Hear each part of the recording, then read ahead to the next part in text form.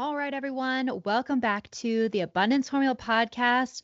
I hope everyone had a great Memorial Day weekend. We really didn't do very much. We really tried to relax a lot. It's been so rainy here for I feel like all month, weeks on end. So we just kind of relaxed. On actual Memorial Day, we did binge watch a couple of my favorites, movies and documentaries that are near and dear to my heart because my uncle is Terry Benedict, and he made an award-winning documentary on Desmond Doss many years ago, which then he became one of the key executive producers for the Academy Award-winning movie Hacksaw Ridge that was made on Desmond Doss. And I actually got to meet and get to know Desmond Doss because they did a lot of the filming for the documentary that my uncle made at our house growing up. And so getting to actually know the person that Hacksaw Ridge was actually about is just a really cool privilege and blessing to truly get to be in the presence of that person. So Memorial Day, we first watched Hacksaw Ridge in the morning, and then it just got me really pumped to want to watch the actual documentary that my uncle made, which has the actual real people, Desmond. It's funny, I screenshot the scene where he's on our pond paddling in our boat and sent it to some of our family members. I'm watching a Conscientious Objector while I'm doing my cardio, and already watched Hacksaw in honor of Memorial Day. So that's what we did on Memorial Day. Is while I did cardio, then I watched the documentary, which is called The Conscientious Objector. If you haven't seen it, you should see it. It's got the actual people, which is so moving. And gosh, man, of course, they go in even deeper on like their true experiences fighting that battle, which to me it's just insane what the brave men and women do for our country, what the crazy things they witness, the amount of bravery and just resilience they have. It's just really incredible. So to me, that was kind of my way of acknowledging the reality of what these people do. And just again, as I'm even sitting there doing my cardio, watching and hearing the documentary, I'm just like, man, just so grateful and inspired to just, gosh, have even a fraction of the bravery and dedication that these people have. So that's what we did on Memorial Day, is just kind of binge watched some movies in honor of the day and relaxed. So hope you guys had a great Memorial Day, and thank you again to any men and women listening who have served or are serving or have family members who have served or are serving. Every person involved in that whole experience, from family to the people serving, we're just so grateful because it's a weight to carry, and we're so grateful. So speaking of kind of the movie stuff, like having family in film, my uncle's been in Hollywood for a long time as a producer and director. So I've always had a love. We're going to transition into what this little quickie solo episode's about. It's going to be a quick splash of inspiration for you guys. So because of our love of film, I've always loved watching the behind the scenes of movies and the digging into the background and what the actual people playing these roles and all the stuff. I love all the behind the scenes stuff. And so also that came out Memorial weekend was the new Mission Impossible with Tom Cruise. I have not seen it yet, but my husband and I want to. But so I watched some documentaries, and I just have been been watching interviews and behind the scenes of him making the movie and stuff. And I saw this one really great interview that became the inspiration for this episode, because somebody asked Tom Cruise, they're like, of course, of all the massive successes you've had, you've obviously are someone that understands goal setting. And so how do you take a big goal and accomplish it? And so I loved his answer because it was just simple and unjudgmental, and it's his process. And if anything, this podcast, of course, called The Abundance Formula, it truly is this breadcrumb that I've seen throughout the many people I've had on this episode, on this podcast, and that are out in the world, that this is stuff that they do rinse and repeat. And so this is what Tom Cruise said in response to how does he set big goals and have these big achievements? How does he make them come about? So he said, one thing I always tell people when setting a big goal, and that he says I retell myself every time that I have this next pursuit in mind. So he says, I've got to remember that I need to crawl before I walk before I jog before I run, and run before I sprint off the building. And then, of course, the interviewer laughed because quite literally, and the Mission Impossible series. And he literally does his stunts and stuff, his crazy stuff himself.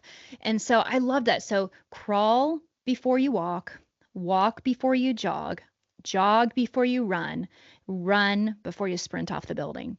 And then he said, so in lieu of that, I'll write down what the big goal is, the big pursuit. And he said, and then I make basically 2 columns. I write down what do I think I need to achieve to get there? What kinds of parts are there involved? Players, just list all the things I think I would need to make that come about. And he said, but then I make another column of what do I think I'll need to learn to be able to make it come about or to reach this goal. And I loved how simple that was. The way he just said it was, I think, so, and when I said earlier, kind of unjudgmental, I think a lot of times when we all set a goal and we write it down, at least I know sometimes I can get intimidated when I make the list of all the things that might need to come into place for me to achieve the goal. And I can get personally overwhelmed because if we just make one list, because I know I've heard a lot of people say, okay, in goal setting, you make a list, you work backwards, right? You make the list of what you think you'll need to do to make the ultimate thing come about and work backwards. But there's so much that as we're making these lists that you don't know how to get that thing or make that happen, or you're missing steps because you obviously don't know everything. So it's easy to get overwhelmed or to judge yourself on like, gosh, there's so much I need to do and so much that at this moment I'm not capable of making happen to get to this big thing. And then that's where a lot of us can want to get stuck, is to be like, wow, just get overwhelmed. There's just too much. There's too many steps and there's too many holes in this quote unquote plan. But that's why he's the first person I've heard mention a separate column or a separate list of what he might need to learn to get there, because it was this new avenue of allowing this grace for yourself to acknowledge that you're not going to know everything. And there's a lot that you're going to need to learn to get there, and that's okay. And that's very much part of the process. And ultimately, in the learning part, you can take it to the next step of saying, who do I need to have involved in this process to help me learn? Or who do I also know, when you're looking at the list of things that you might need to do or to have to make your goal come to fruition, who might I need to get to know, talk to, work with, be involved with, collaborate with, to be able to make some of these happen? Who maybe has a skill set that's on this list that I don't, but they do, and we can work together to get to this goal. And so I feel like in having the 2 columns, you have your list of all the things you think you might need to do and check boxes to make. But the learning column, I think, is the most important, because you allow yourself the space to say, no, I don't know how to do bullet point number 10 or many of those bullet points, but I could learn how to do that. Or I know somebody that might know somebody that could teach me how to do that. And especially, gosh, with AI today, right? It helps to just say, okay, here's all the many steps there might be. What might I need to learn to get there? And start typing it into ChatGPT. Again, you don't have to have a ton of money to start the learning process. And if we just acknowledge that there's a learning process and be okay with that and allow space for that and give honor to that, then we're more likely to start the learning journey. And as you just start that learning journey, you acquire answers and you acquire more clarity on the steps in the other column to start perfecting even what the steps are to get to the thing. And you just get moving.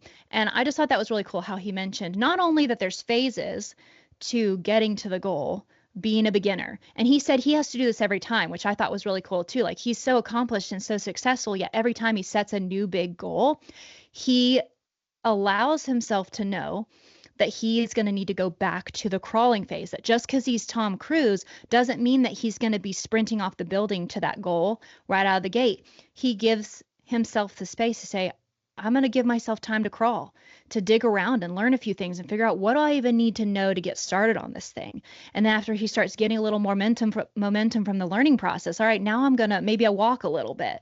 And then I love how he didn't even go from walk to run. He went from walk to, now I'm going to just pick up the pace a little bit and jog. And then from jog, we're going to go to run, So I thought it was just really neat how he just very simply and unjudgmentally acknowledged that there's a lot of little speed increments that are true.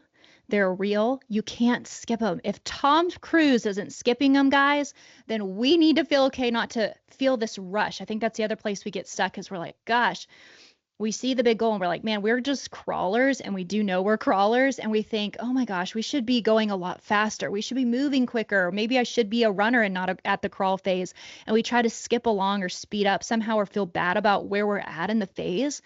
But when he just kind of laid out how he does this, he didn't make it sound like it was bad to be in any of those phases, and that literally he doesn't try to start in the middle. He goes back to crawling, back to walking, and works his way through as he's going towards that big goal, just like rinse and repeat.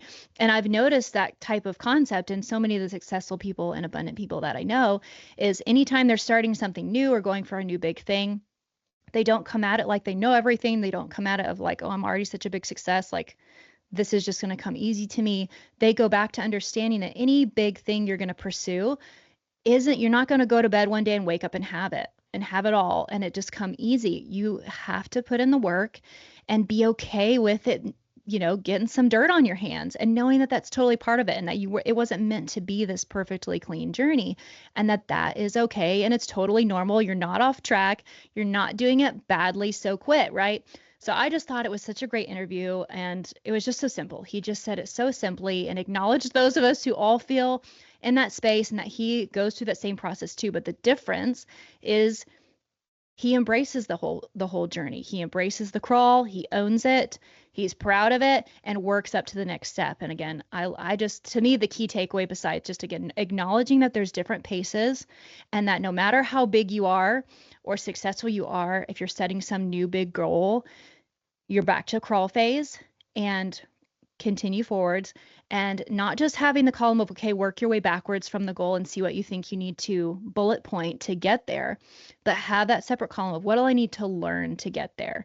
And then in that, who can help me learn these things, who might already know this stuff and be really good at it that I could work with. It just gives you a lot more answers. And I felt like that made me feel more permission to be like, it's okay to be a learner and, to go at that pace and just be fine with that. I don't know. Again, as a perfectionist and just a type A person, you just want to get to checking those boxes.